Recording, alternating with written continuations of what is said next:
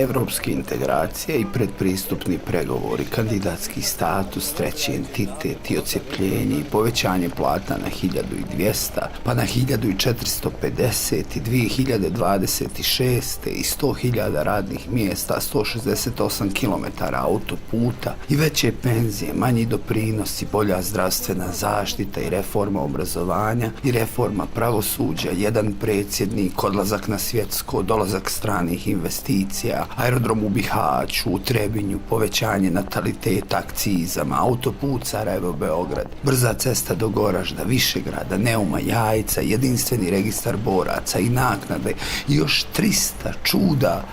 dok satima paralizovan je glavni grad jer je pala kiša.